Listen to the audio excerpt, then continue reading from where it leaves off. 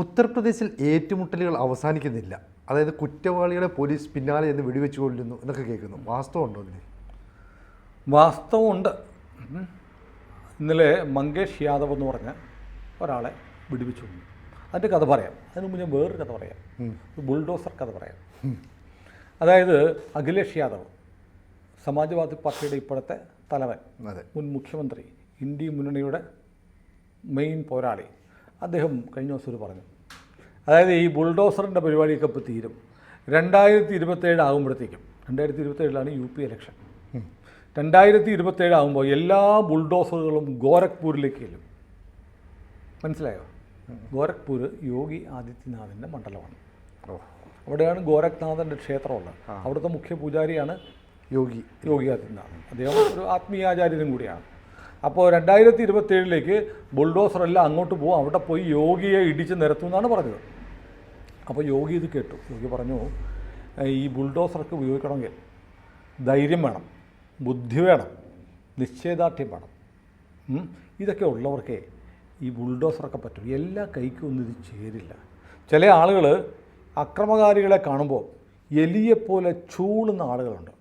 അവർക്ക് ബുൾഡോസറിൻ്റെ മുന്നിൽ പോയി പോലും നിൽക്കാൻ പറ്റില്ല. അതുകൊണ്ട് പുതിയ ഇത്തരം കാര്യങ്ങളൊക്കെ ആലോചിക്കുമ്പോഴത്തേക്ക്, ഇത്തരം കാര്യങ്ങളൊക്കെ പറയുമ്പോൾ ഒന്ന് ആലോചിക്കണം. അഖിലേഷിന് എന്തും പറയാൻ എളുപ്പം. അപ്പോൾ അതുകൊണ്ട് എലിയെപ്പോലെ ഇരിക്കണോ എന്ന് ആലോചിക്കുക. പിന്നെ ടിപ്പു, അപ്പോൾ നമ്മൾ ഈ പപ്പു എന്ന് വിളിക്കത്തില്ലേ, രാഹുൽ ഗാന്ധി എന്ന് പറയുന്ന പോലെ, അഖിലേഷിന് UP പേരാണ് ടിപ്പു. അറിയാലോ ടിപ്പു എന്ന് നമ്മുടെ കേരളത്തിൽ വിളിക്കുന്ന ആരെയെന്നറിയാലോ. ടിപ്പു ഇപ്പോൾ സുൽത്താനാവാൻ ശ്രമിക്കുകയാണ്. അത് നമുക്ക് നോക്കാം. ഇത് ടിപ്പുയുടെ സുൽത്താൻ. ടിപ്പു ഇപ്പോൾ സുൽത്താനാവാൻ ശ്രമിക്കുകയാണെന്ന് യോഗി പറഞ്ഞു. അതൊരു വാർത്തയാണ്. അപ്പോൾ ഈ ബുൾഡോസറിനെ സംബന്ധിച്ച് ബുൾഡോസർ നിരോധിക്കണമെന്ന് ആവശ്യപ്പെട്ട് ഒരു മുസ്ലിം സംഘടന ദില്ലിയിൽ ചെന്നു, സുപ്രീം കോടതി ചെന്നു. സുപ്രീം കോടതി അപ്പോൾ നോക്കിയിട്ട് പറഞ്ഞു, bulldozer zero tolerance to crimes എന്നാണ് യോഗിയുടെ നയം. അതായത് കുറ്റകൃത്യങ്ങളോട് ഒരു സഹിഷ്ണുതയില്ല, മുഖം നോക്കാതെ നടപടിയെടുക്കും. നടപടി എന്ന് പറഞ്ഞാൽ ഉഗ്ര നടപടിയായിരിക്കും, ഉരുക്ക് കൈകൊണ്ട് നേരിടും. അതാണ് UP സർക്കാരിൻ്റെ നയമെന്ന് സുപ്രീം കോടതി പറഞ്ഞു. അപ്പോൾ സുപ്രീം കോടതി പറഞ്ഞു, അതിനോടൊന്നും ഞങ്ങൾക്ക് അഭിപ്രായ വ്യത്യാസമില്ല, നിയമം പാലിക്കണം, നിയമാനുസൃതം ചെയ്യാവുള്ളൂ ഇത് പൊളിക്കുന്നുണ്ടെങ്കിൽ. അപ്പോൾ സോളിസിറ്റർ ജനറൽ ഓഫ് ഇന്ത്യയാണ് UPക്ക് വേണ്ടി ഹാജരായി. അദ്ദേഹം പറഞ്ഞു, തുഷാർ മേത്ത പറഞ്ഞു, ഞങ്ങൾ UP സർക്കാർ ചെയ്യുന്നത് അനധികൃതമായി കയ്യേറിയ കെട്ടിടങ്ങൾ, സ്വന്തം സ്ഥലത്താണെങ്കിലും നിയമവിരുദ്ധമായി ഉണ്ടാക്കിയ സ്ഥലങ്ങൾ. ഇപ്പോൾ ഒരു റെസിഡൻഷ്യൽ ഏരിയ, അവിടെ കച്ചവട സ്ഥാപനം പാടില്ല, അവിടെ പള്ളി പാടില്ല, അമ്പലം പാടില്ല എന്ന് നിയമമുണ്ടെങ്കിൽ ആ നിയമം ലംഘിച്ച് എന്തെങ്കിലും ഉണ്ടാക്കിയ പൊളിച്ചു കളയും. സർക്കാരിൻ്റെ ഭൂമി കയ്യേറി കെട്ടിടം ഉണ്ടാക്കിയ പൊളിച്ചു കളയും. അത് ഞങ്ങളുടെ നയമാണ്. അപ്പോൾ സുപ്രീം കോടതി പറഞ്ഞു, അതൊക്കെ ചെയ്യുന്നതിന് കുഴപ്പമൊന്നുമില്ല. അങ്ങനെ വന്നിട്ട് ബുൾഡോസർ ഉപയോഗിക്കരുത് എന്ന് പറഞ്ഞത് ആവശ്യപ്പെട്ട ഹർജി ഏതാണ്ട് ചീറ്റിയിരിക്കുകയാണ്. അപ്പോൾ കോടതി വിലക്കുമെന്നൊക്കെയാണ് കരുതി, ഒന്നും സംഭവിച്ചില്ല. അതുകൊണ്ട് കോടതി ഇങ്ങനെ ബുൾഡോസർ രാജ് എന്ന് പറയുന്ന, അല്ലെങ്കിൽ ബുൾഡോസർ ബാബ എന്നാണ് യോഗിയെ വിളിക്കുന്നത്, അത് തടയിടണം എന്നാവശ്യപ്പെടുന്ന ഹർജി സുപ്രീം കോടതി കാര്യമായി ഇടപെട്ടില്ല. വേണമെങ്കിൽ ഇതൊക്കെ തുടരാമെന്ന് പരോക്ഷമായി പറയുകയും ചെയ്തു എന്നതുകൊണ്ട് കേരളത്തിലൊന്നും വാർത്തയായില്ല. അതുകൊണ്ട് വാർത്തയായില്ല. അതേസമയം എന്തെങ്കിലും കോടതി യോഗി കാണിക്കുന്നു ജനാധിപത്യ വിരുദ്ധമാണെന്നൊക്കെ പറഞ്ഞാൽ ഇവിടെ ഭയങ്കര ചർച്ച, അടുപ്പുകൂട്ടി ചർച്ച. ആരൊക്കെയാണ്? വിനു വി ജോൺ, പിന്നെ അടുപ്പുകൂട്ടി മറ്റേ മീഡിയ വണ്ണിൻ്റെ ചർച്ച, മനോരമയുടെ ഹെഡ്ലൈൻ ഒക്കെ വന്നേനെ. ഒന്നും വന്നില്ല. അത് കേസ് തീർന്നിട്ടില്ലല്ലോ, കേസ് ഇനി പരിഗണിക്കാതിരിക്കുകയാണ്. അപ്പോൾ അങ്ങനെ ഇരിക്കുമ്പോഴാണ് ഇന്നലെ ഒരു കൊലപാതകം നടന്നൊരു പാവപ്പെട്ട മനുഷ്യനാണ്. മങ്കേഷ് യാദവ് എന്നാണ് പേര്. അദ്ദേഹത്തിൻ്റെ പേരിൽ 26 കേസുകളുണ്ട്. 6 വധശ്രമ കേസാണ്. പുള്ളി ഒന്നും ചെയ്തില്ല. അവിടെ ഓം ഓർണമെൻറ്റ്സ് എന്ന് പറഞ്ഞൊരു ജ്വല്ലറി ഉണ്ട്.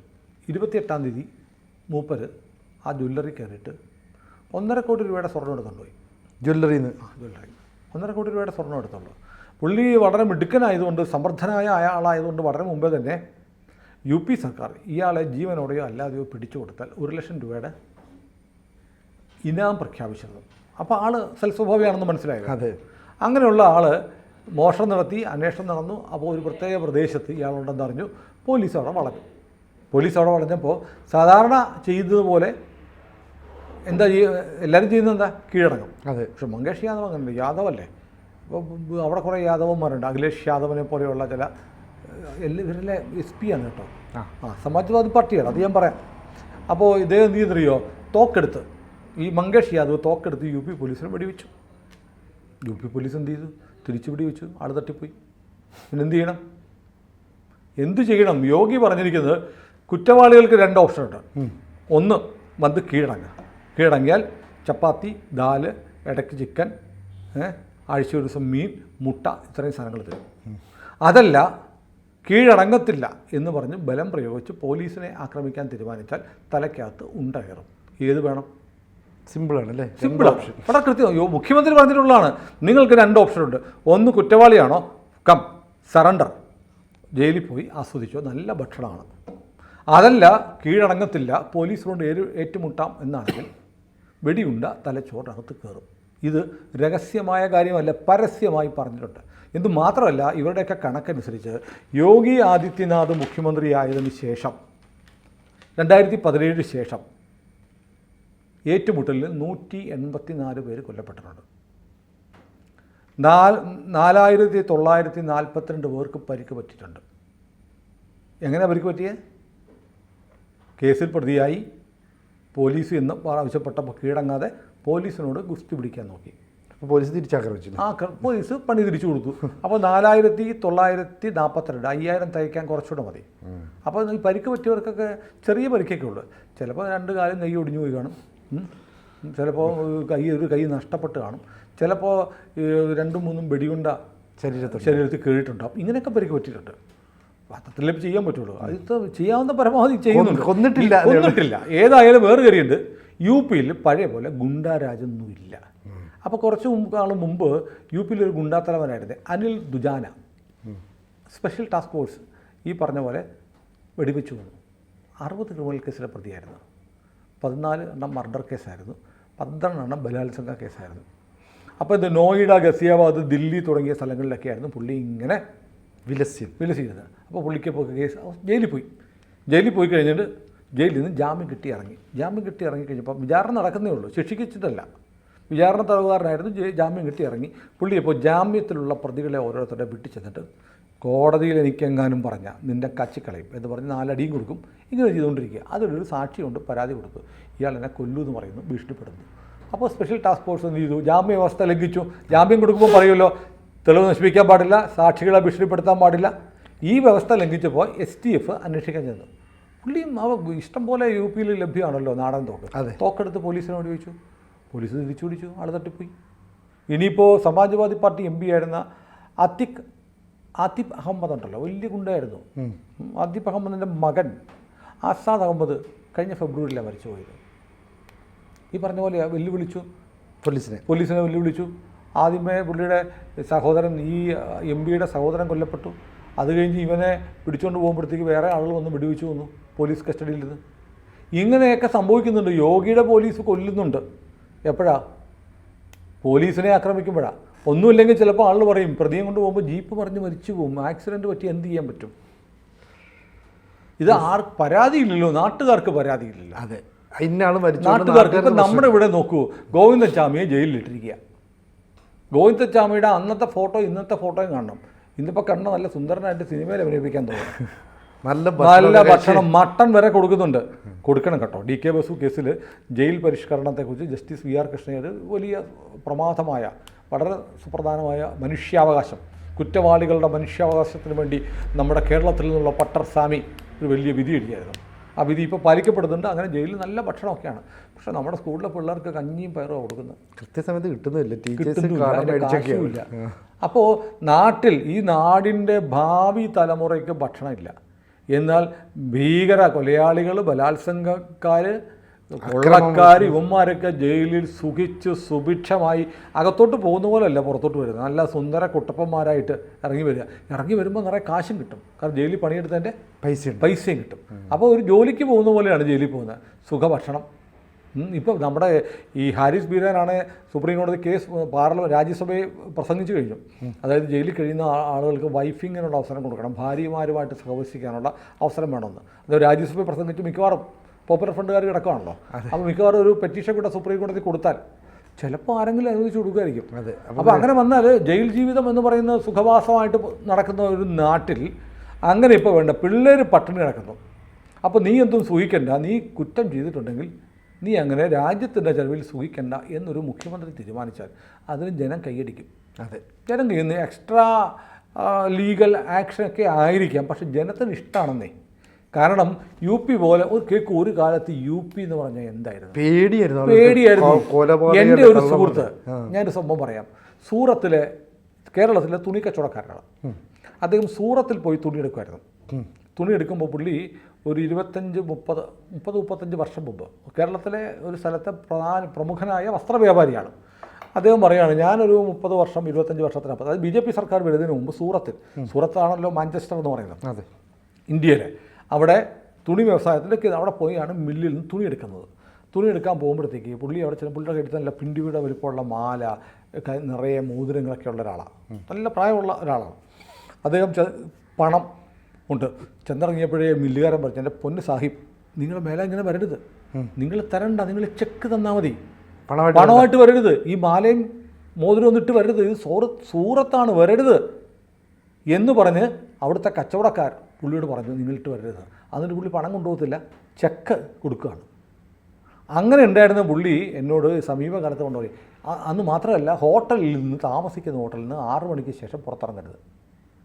ഇതായിരുന്നു ഗുജറാത്തിൽ, സൂറത്തിലെ ഒരവസ്ഥ, ഒരു 2-3 പതിറ്റാണ്ടുകൾക്കപ്പുറത്ത്. അദ്ദേഹം പറയുകയാണ്, ഇപ്പം സൂറത്തിൽ പോയാൽ എന്തത് ഒരു സുഖമില്ല, പണം അത്ര കൊണ്ടുപോകാൻ. എനിക്ക് പിണ്ടിമാലയൊക്കെ ഇട്ട് റോഡിൽ കൂടെ നടക്കാൻ 7 മണി 9 മണി 10 മണിയൊക്കെ അതിലാണെന്ന് ഒരു കുഴപ്പമില്ല. അത്രയും സുരക്ഷിതമായി സൂറത്ത്. അപ്പോൾ ഗുജറാത്തും യു പിയും ഒക്കെ ഒരു കാലത്ത് കുപ്രസിദ്ധമായിരുന്നു. ഗുണ്ടാ സംഘങ്ങളുടെ, പിടിച്ചുപറിക്കാരുടെ, കൊള്ള സംഘങ്ങളുടെയൊക്കെ നാടായിരുന്ന സംസ്ഥാനങ്ങൾ മാറിക്കൊണ്ടിരിക്കുക. ഗുജറാത്ത് പൂർണ്ണമായും മാറി. യു പി ഇടയ്ക്കിടയ്ക്ക് ഇപ്പം 2017 മുമ്പ് അഖിലേഷ് യാദവ് ഭരിച്ചുകൊണ്ടിരുന്നത്. അഖിലേഷ് യാദവ് എൻ്റെ സ്വഭാവം, ഈ അഖിലേഷ് യാദവിൻ്റെ പാർട്ടിക്കകത്തുള്ള മുഴുവൻ ഗുണ്ടകൾ നയിക്കുന്ന ഗുണ്ടകളുടെ പാർട്ടിയെ നയിച്ചുകൊണ്ടാണ് അഖിലേഷ് യാദവ് മുഖ്യമന്ത്രിയും നേതാവുമായി തുടരുന്നത്. ഇപ്പോൾ നോക്കൂ, ഇപ്പോൾ ഈ മങ്കേഷ് യാദവ് എന്ന് പറഞ്ഞാൽ ഈ 1.5 കോടി തട്ടിക്കൊണ്ടുപോയ 1 ലക്ഷം രൂപ നേരത്തെ തന്നെ തലയ്ക്ക് ഇനാം പ്രഖ്യാപിച്ചിരുന്ന ഈ പ്രതിയെ മങ്കേഷ് യാദവ് പോലീസിൻ്റെ വെടിയേറ്റ് മരിച്ചതിൽ അഖിലേഷിൻ്റെ പാർട്ടി അനുശോചനം രേഖപ്പെടുത്തിയിരിക്കുന്നു. ആ വീട്ടിൽ പോയി ആ കുടുംബാംഗങ്ങളെ ആശ്വസിപ്പിക്കാൻ ഒരു പ്രത്യേക പ്രതിനിധി സംഘത്തെ അയച്ചിരിക്കുകയാണ് അഖിലേഷ് യാദവ്. എന്നിട്ട് പറയുകയാണ്, ഒരു യാദവ സമുദായത്തിൽ പറഞ്ഞ ഒരാളായിപ്പോയി. MY ഇക്വേഷൻ ഉണ്ട്, മുസ്ലിം യാദവ് ഇക്വേഷൻ. മുസ്ലിങ്ങളും യാദവന്മാരും ഒന്നിച്ചു പോകണം. അവരെന്ത് ചെയ്താലും, നമ്മുടെ M സ്വരാജ് പറഞ്ഞില്ലേ, ഹമാസ് എന്ത് ചെയ്താലും അത് തെറ്റല്ല. അങ്ങനെ പിന്നെ വളരെ സുപ്രസിദ്ധമായൊരു അദ്ദേഹത്തിൻ്റെ FB പോസ്റ്റാണ്, ഹമാസ് എന്ത് ചെയ്താലും തെറ്റല്ല എന്ന് പറയുന്ന പോലെ ഞങ്ങളുടെയുള്ള MYയിൽപ്പെട്ട ആളുകൾ എന്ത് ചെയ്താലും തെറ്റല്ല. അപ്പോൾ അതാണ് യു പിയിൽ നടക്കുന്നത്. പക്ഷേ യു പിയിൽ ഭരിക്കുന്നത് ഏത് ബുൾഡോസറിൻ്റെ മുന്നിലും നെഞ്ചു വിരിച്ച് നിൽക്കാൻ പറ്റുന്ന ധൈര്യമുള്ള, നിശ്ചയദാർഢ്യമുള്ള ഒരു മുഖ്യമന്ത്രിയാണ്. അങ്ങനെ ഒരു മുഖ്യമന്ത്രിയെ കാണുമ്പോഴാണ് നമ്മുടെ നാട്ടിലൊക്കെ കുറേ ആളുകൾക്ക് അദ്ദേഹം ഇന്ത്യയുടെ പ്രധാനമന്ത്രിയായി കൊള്ളാം എന്ന് തോന്നുന്നത്. പിന്നെ ചരിത്രം അങ്ങനെയാണ്, യു പി ഭരിക്കുന്നവർ ഇന്ത്യൻ പ്രധാനമന്ത്രിയാകുമെന്നാണ് ചരിത്രം. തെറ്റിച്ചത് മോദി മാത്രമാണ്. ഗുജറാത്തിൽ നിന്ന് വന്നു. ഗുജറാത്തിൽ നിന്ന് ഒരു പ്രധാനമന്ത്രിയുടെ ഉണ്ടാവാനുള്ള സാധ്യതയുണ്ട്. ഏതായാലും യു പിയിൽ നടക്കുന്ന കാര്യങ്ങൾ, പോലീസിനെ ആക്രമിച്ചു, പോലീസിൻ്റെ പിടിയിൽ നിന്ന് രക്ഷപ്പെടാൻ പോയ പ്രതി കൊല്ലപ്പെട്ടു. അത് ആദ്യത്തല്ല, 184ാമത്തെ ആളാണ് മങ്കേഷ് യാദവ്. അത് യു പിയിൽ ഈ കൗണ്ട് കൂടാനാണ് സാധ്യത. പക്ഷേ യു പിയിലെ വേറെ കാര്യം കേട്ടിട്ടില്ലേ നമ്മൾ, പ്രതികൾ എന്നെ അറസ്റ്റ് ചെയ്യുന്നു പ്ലക്കാർഡ് പിടിച്ചുകൊണ്ട് പോലീസ് സ്റ്റേഷൻ മുമ്പിലേക്ക് ചെല്ലുന്നുണ്ട്. കാരണം എൻ്റെ വീട്ടിലേക്ക് ബുൾഡോസർ വരുന്നത്, എന്നെ കൊല്ലല്ലേ, ഞാൻ കീഴടക്കാം. അങ്ങനെ പ്രതികൾ വരുന്ന ഒരു സ്റ്റേറ്റ് ഇന്ത്യയിൽ വേറെ എവിടെയുണ്ട്? എന്നെ അറസ്റ്റ് ചെയ്യുമോ, ഭരതനസൈ അറസ്റ്റ് ചെയ്യുമോ എന്ന് പറഞ്ഞാണ് വരുന്നത്. അപ്പോൾ അങ്ങനെ ഒരു സംസ്ഥാനം മാറുന്നുണ്ട്. അപ്പോൾ നിങ്ങൾ വിട്ടിരുന്ന കുറേ ആളുകൾക്ക് വേണമെങ്കിൽ യു പി, ചാണക യു പി എന്നൊക്കെ പറയാം. അങ്ങനെയൊന്നും അല്ല അവിടെ കാര്യങ്ങൾ. അപ്പം കീഴടങ്ങുക, പ്രതിയാണോ കീഴടങ്ങാം, ഇല്ലെങ്കിൽ സ്വന്തമായി ഒരു ഉണ്ട കിട്ടും. കൂടുതൽ വാർത്തകളും വിശേഷങ്ങളും നിങ്ങളിലേക്ക് എത്താൻ ABC മലയാളം സബ്സ്ക്രൈബ് ചെയ്യുക, ബെൽ ബട്ടണും അമർത്തുക.